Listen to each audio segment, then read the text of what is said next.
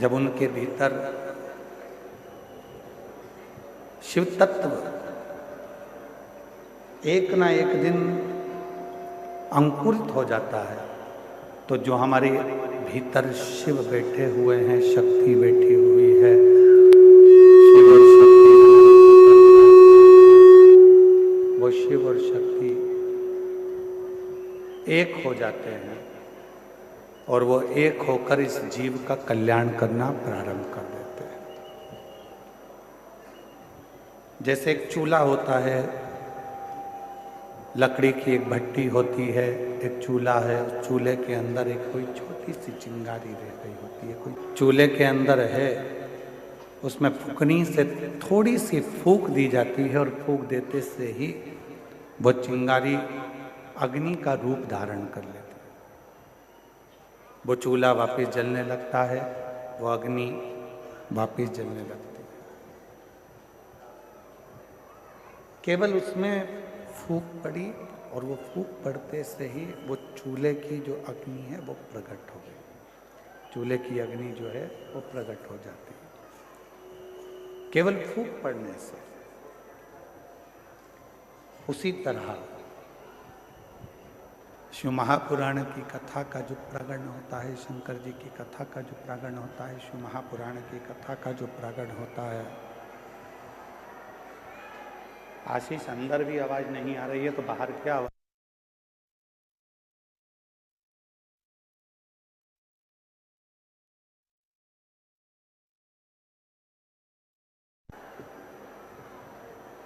एक छोटी सी चिंगारी, और वो छोटी सी चिंगारी एक दिन अग्नि का स्वरूप धारण कर लेती है। शिव महापुराण की कथा कहती है, भगवान शंकर का चरित्र कहता है, शिव तत्व कहता है। हम कथा में भगवान देवाधिदेव महादेव की पवित्र कथा के पंडाल में कथा श्रवण करने के लिए जाते हैं।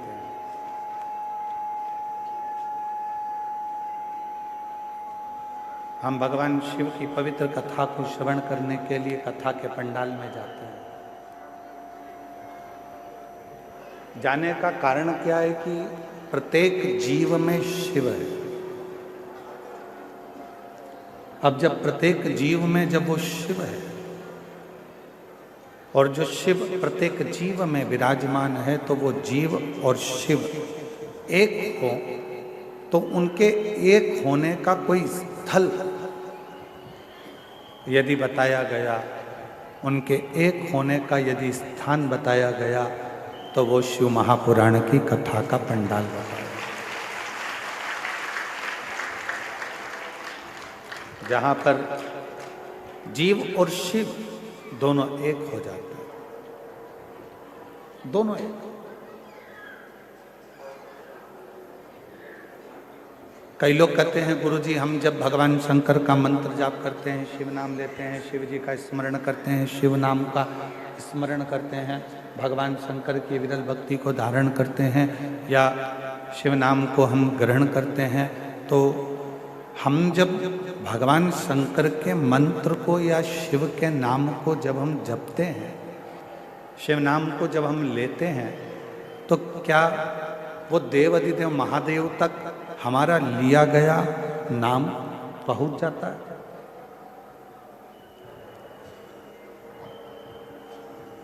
क्या देवाधिदेव महादेव तक हमारा लिया गया नाम पहुंच सकता है? तो पहले तो अपने भीतर से एक भ्रम निकालो, अपने अंदर का एक भ्रम निकालो कि महादेव तक हम जो नाम ले रहे हैं वो पहुंचेगा कि नहीं पहुंचेगा। पहले अपने भीतर का ये भ्रम समाप्त करो। मतलब आपकी दृष्टि में ये है कि आपकी दृष्टि में लगता है कि ऐसा है कि शंकर भगवान हमसे बहुत दूर है,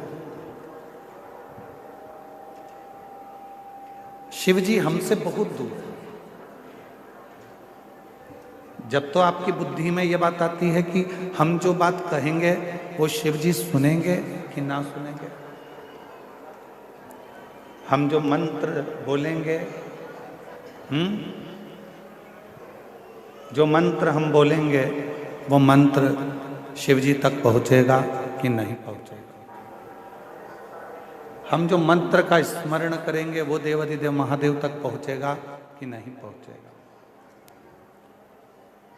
आपके भीतर यदि ये विचार चलता है तो मतलब आप ये विचार कर रहे हैं कि शंकर जी हमसे बहुत दूर है।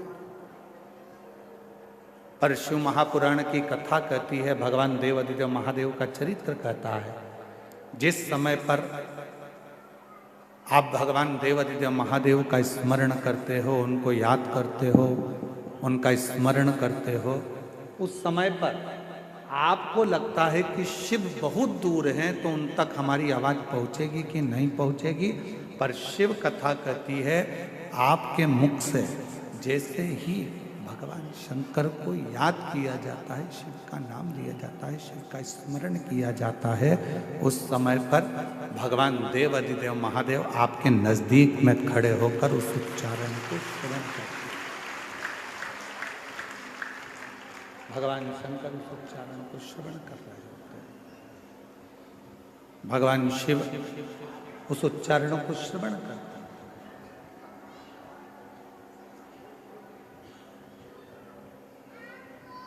आवाज किन तक पहुंचना चाहिए?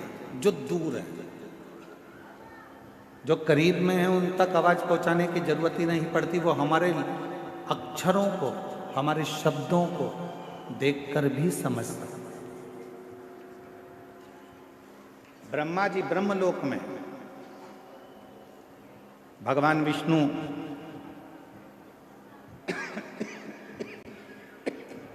बैकुंठ लोक में, इंद्र लोक में, पर मेरा देवाधिदेव महादेव, मेरे भगवान शंकर, मेरे ओघड़दानी, मेरे शिव इसी मृत्यु लोक में। अब ब्रह्मा जी को यदि आपको कुछ कहना है तो भले तुमको तेज बोलना पड़ सकता है। भगवान विष्णु जी को अगर कुछ कहना है तो हो सकता है कि आपको तेज बोलना पड़ सकता है। पर यदि आपको भगवान शंकर से कुछ कहना है तो आपको तेज बोलने की जरूरत ही नहीं पड़ती, वो आपके पास में कंकर शंकर के रूप में विराजमान होकर उस बात को श्रवण करते हैं। बिल्कुल नज़दीक में पहुंचकर, नज़दीक में बैठकर उस कथा को श्रवण करते हैं, उस बात को श्रवण करते हैं। आपके नज़दीक में खड़े होते हैं, नज़दीक में बैठते हैं और वो कथा को सुनते हैं।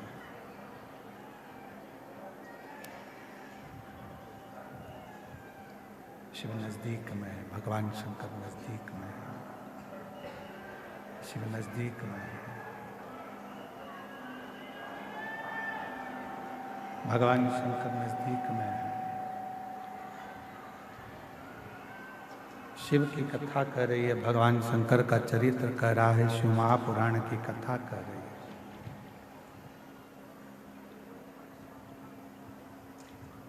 ध्यान नहीं रहा, इससे तो अच्छा रामायणी कुटी वाले महाराज जी के यहाँ का साउंड था, उन्हीं को लेकर आ जाते।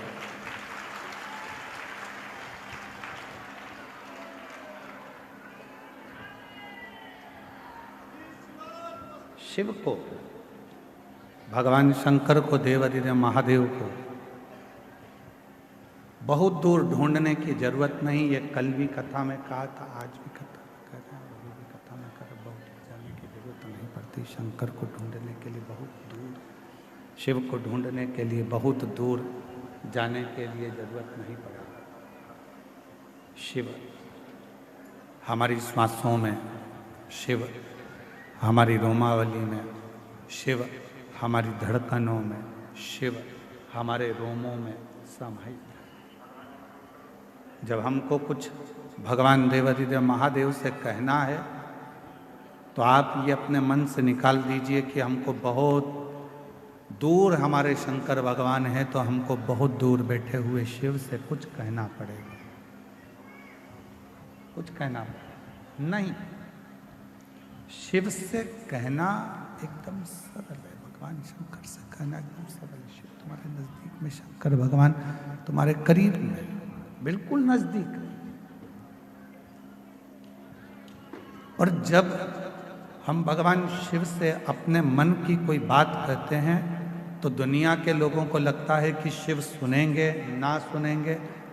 शिव पुराण कहती है कि जैसे ही तुम बोलो नहीं तो भी तुम्हारे हृदय में अगर कोई भाव आता है जल चढ़ाते समय, तो शंकर भगवान तुम्हारे मन के भावों को भी पढ़ लेते हैं, सुन लेते हैं, स्वीकार कर लेते हैं। भगवान देवादिदेव मन के भावों को, विचारों को, शिव अपने मन के भावों को, अपने विचारों को भी पढ़ लेते हैं, सुन लेते हैं। मन की शुद्ध भावों को भी पढ़ लेते हैं, विचारों को भी पढ़ लेते हैं।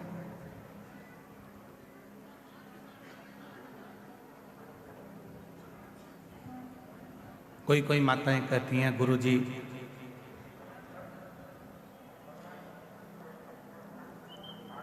भगवान तो हमारी सुनता ही नहीं है। हम तो भगवान को रोज जल भी चढ़ाते हैं, आराधना भी करते हैं, साधना भी करते हैं, पूजन भी करते हैं, तो भी शिव हमारी बात नहीं सुनता। हमारा निवेदन है, शिव ने कितनी सुंदर संसार की रचना करी है, ये विचार करिए।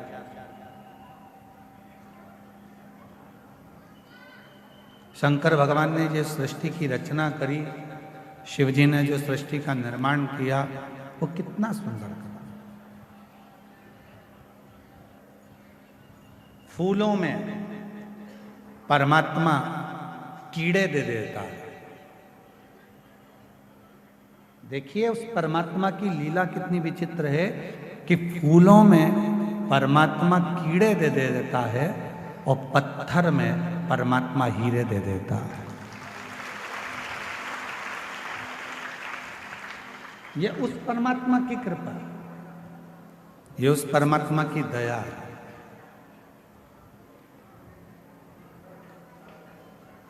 जिसने ज्यादा संघर्ष किया है, बहुत मेहनत करी है, बहुत परिश्रम किया है,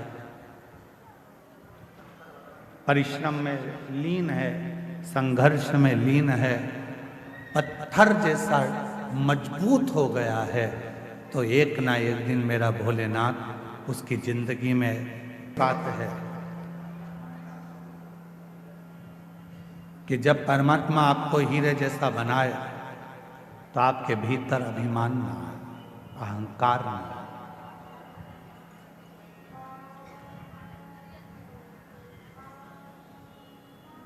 आपके भोजन करने से, अगर आपके भोजन से किसी के मुख में पानी आ रहा है तो आपका भोजन करना बेकार है।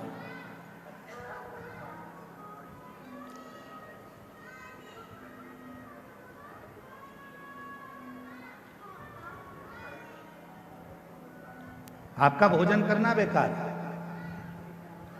आपके भोजन करने से यदि किसी के मुख में पानी आ रहा है तो आपका भोजन करना बेकार है, और यदि आपके बोलने से किसी की आंख में पानी आ रहा है तो आपका बोलना भी बेकार है।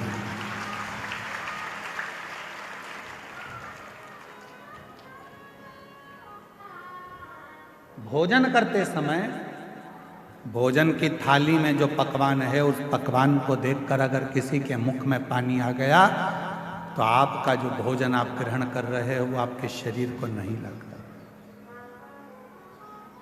आपके शरीर को नहीं लगता। भोजन करते समय यदि किसी के मुख में अगर पानी आ गया तो आपका भोजन करना बेकार है, और बोलते समय यदि किसी की आंखों में पानी आ गया आपके बोलने से तो आपका बोलना भी, बोलना भी, फिर वो बोलना आपका बेकार है कि आपने क्या बोल दिया, क्या ऐसा प्रसंग कर दिया, क्या आपने कह दिया कि उसकी आंख में आंसू आ गए, उसके नैनों में जल भर गए, उसके नैनों में अश्रु आ गए, आपका वो बोलना ही बेकार है।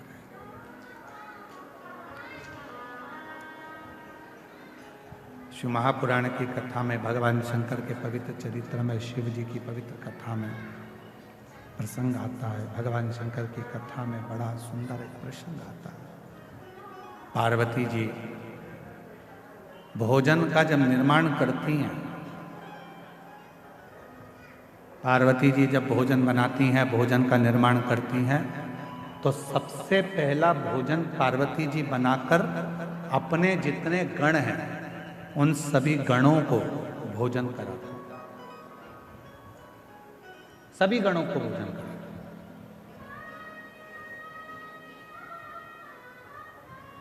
हमको पिछले वर्ष का इस प्रयागराज की भूमि पर एक स्मरण आता है, और प्रयागराज की भूमि का भी और काशी में जो कथा हुई सतुआ बाबा गौशाला में, उसका भी हमको स्मरण आता है। जिस समय पर सतुआ बाबा गौशाला में कथा चल रही थी तो लगभग 12:30-1 बज चुकी थी, तो हम बाबा जी के साथ में दर्शन करने के लिए कहीं गए थे, वहाँ से वापिस आ रहे थे, तो हमने सतुआ बाबा जी से पूछा कि प्रसाद हुआ? तो कहा महाराज जी अभी बहुत सारे लोग रह गए हैं, ये 2 बार की पंगत और हो जाए उसके बाद फिर मैं अपने कक्ष में जाकर जो भी होगा उसको पालूं।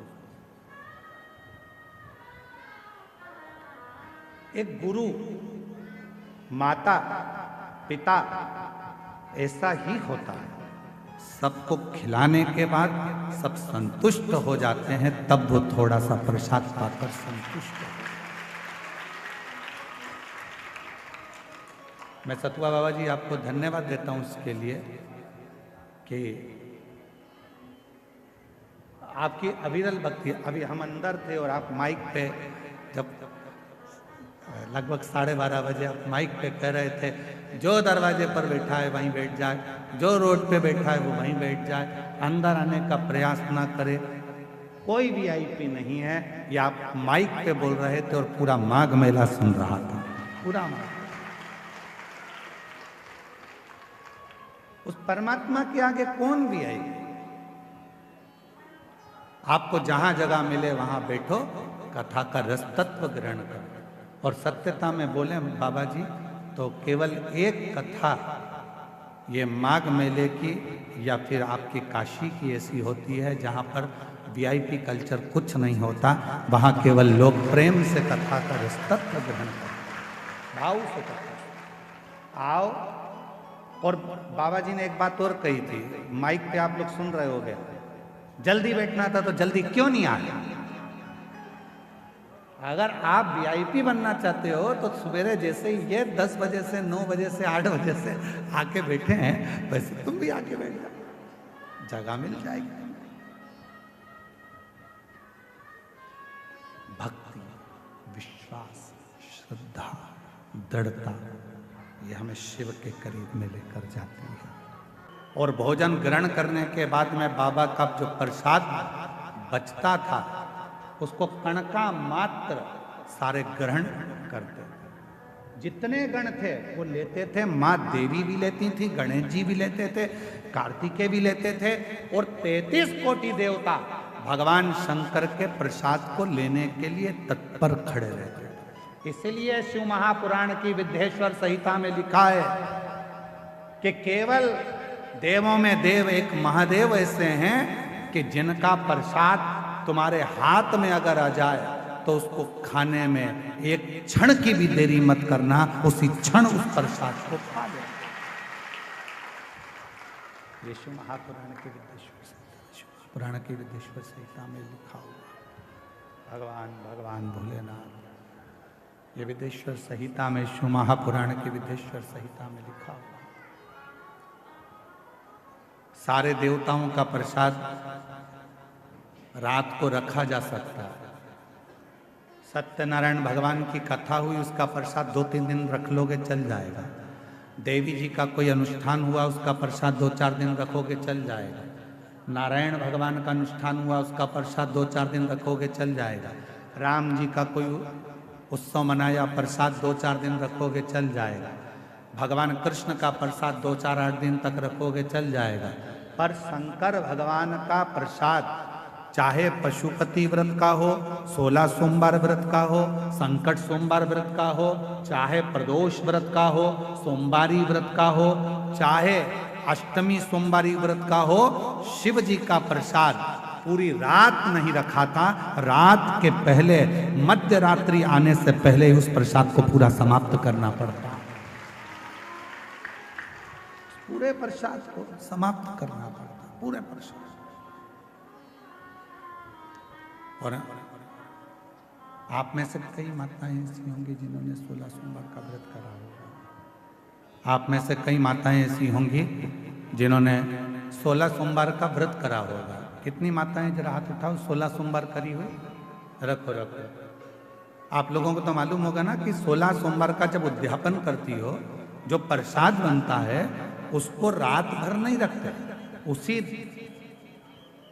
जितनी मेरी माताएं आती है 16 सोमवार के उद्यापन में, उनको खिलाकर, रिश्तेदारों को खिलाकर, रिश्तेदार को खिलाकर, कुटुंब को खिलाकर, नातों को खिलाकर, रिश्ते को खिलाकर, वो सारा व्रत का जो उद्यापन का प्रसाद होता है, उद्यापन का जो प्रसाद होता है वो पूरा की पूरा उसको समाप्त कर दिया जाता है, उसको विराम दे दिया जाता है।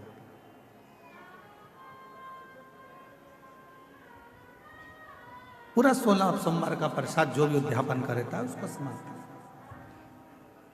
शिव जी की भोजन की थाली में शंकर भगवान के भोजन करने के बाद जो प्रसाद बचता है उसका कण कण मात्र सारे गण, देवता, देवी, 64 योगिनी सब लेने के लिए आते हैं। सब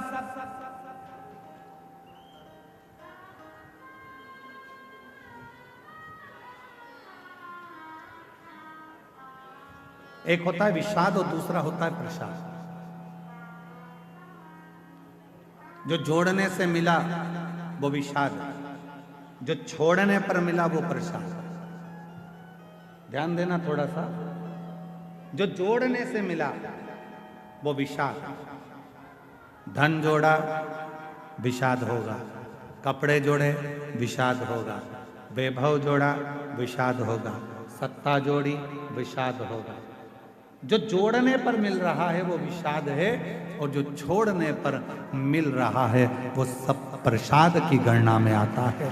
वो प्रसाद, विषाद बटोरा जाता है, प्रसाद बांटा जाता है।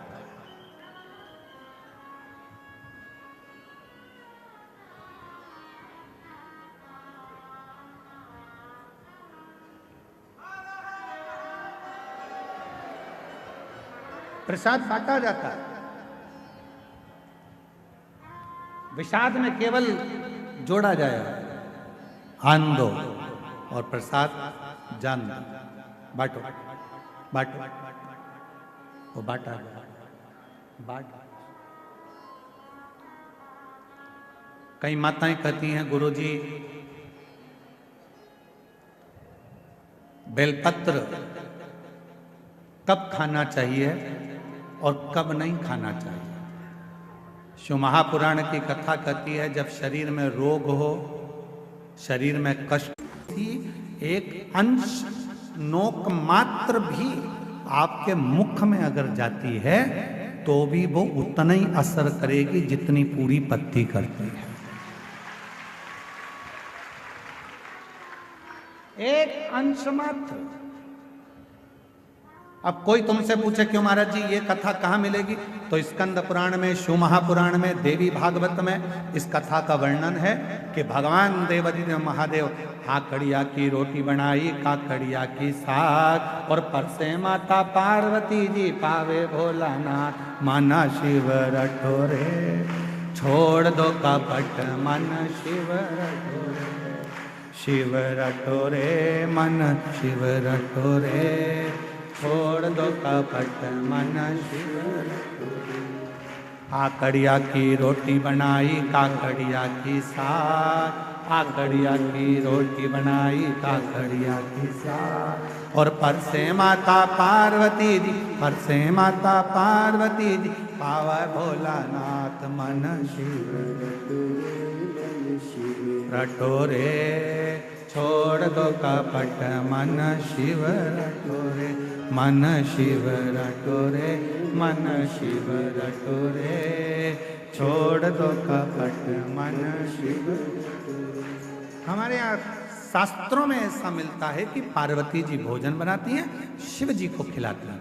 भोजन करने के बाद बाबा भोलेनाथ जब भोजन कर लेते हैं, जो पात्र में भोजन बचता है उस पात्र के एक अंश को पार्वती जी निकाल लेती हैं, एक अंश को गणेश जी निकाल लेते हैं, एक अंश को कार्तिकेय निकाल लेते हैं, और बाकी का जितना अंश है उसका कुछ भाग गण ले जाते हैं और उसका कुछ भाग देवता अपने साथ लेकर जाते हैं। तो कहा 33 कोटि देवताओं को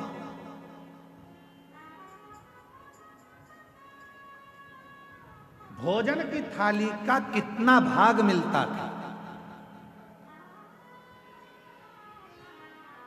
जरा ध्यान से सुनना प्रयागराज वाले। जितनी मेरी जीजियां बैठी हैं, जीजा बैठे हैं, मेरी बेटियां बैठी हैं, बेटा बैठे हैं, जितने मेरे बुजुर्ग माँ बाप बैठे हैं, सब सावधानी से सुनना। और जितने आस्था चैनल पर, फेसबुक, यूट्यूब पर, जितना सोशल मीडिया पर सुन रहे हो, सब सावधानी से सुनना कि शिवजी की थाली में से जो भोजन बचता था वो 33 कोटि देवता, अब ध्यान देना, गणेश जी का हिस्सा निकल गया, पार्वती जी का निकल गया, कार्तिकेय जी का निकल गया, योगिनियों का निकल गया,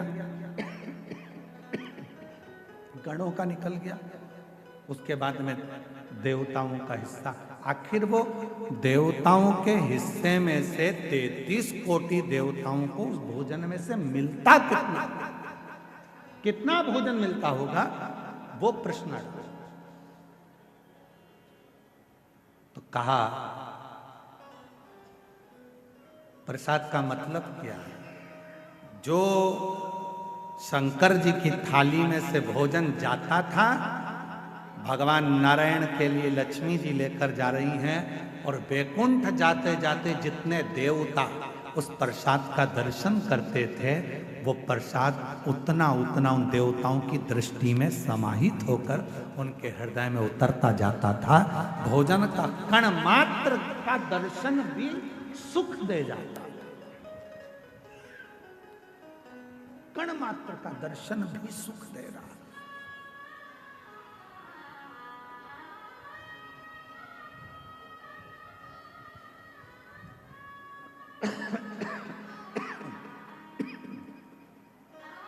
एक कण मात्र का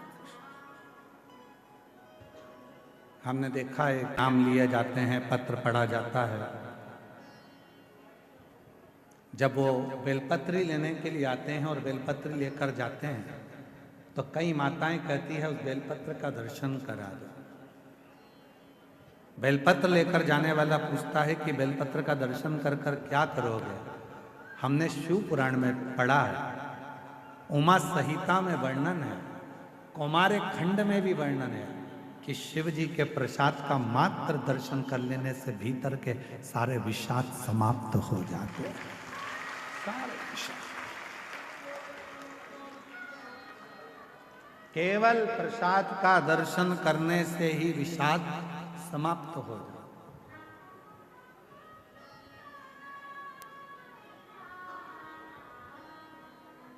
आप लोग रोज रोज अगर बेलपत्री खाओगे, भाई स्वास्थ्य खराब है तब थोड़ा सा अंश ले लो, रोज रोज खाओगे तो मुख में छार छार सा हो, कई बार स्वाद नहीं आता, फिर भोजन कई बार जिह्वा छारी छारी सी हो जाती।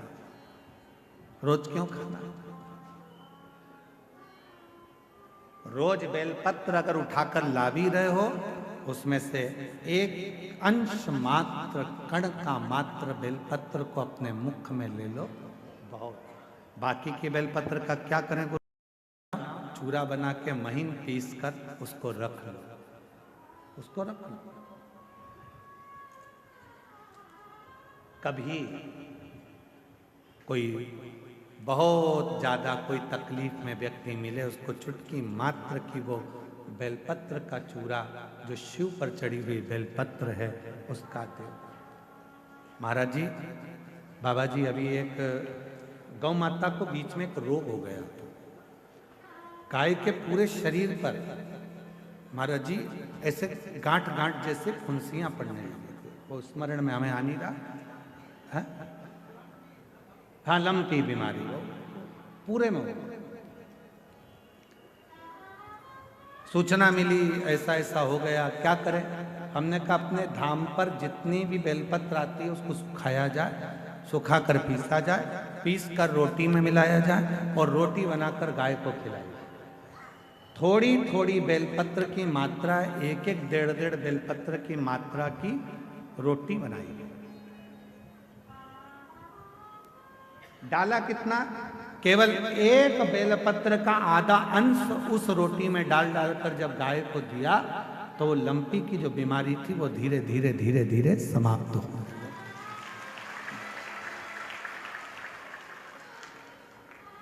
दवाई इसी तरह बेल मात्रा में खाना है। ऐसा नहीं कि बेलपत्र पूरी मिली है तो हमको पूरी ही खाना है, ले जाओ थोड़ी थोड़ी घर में सबको दे दो, बाकी के संभाल के रखो। कोई जीव को, कोई व्यक्ति को जरूरत पड़े उस समय पर वो पानी से उसको थोड़ी सी डाली और निगल गए।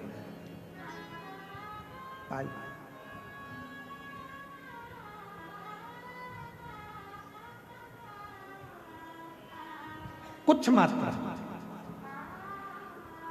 और बीमारी हो तब जरूर उसकी बेलपत्र का थोड़ा सा भाग शिव पे चढ़ा हुआ अवश्य।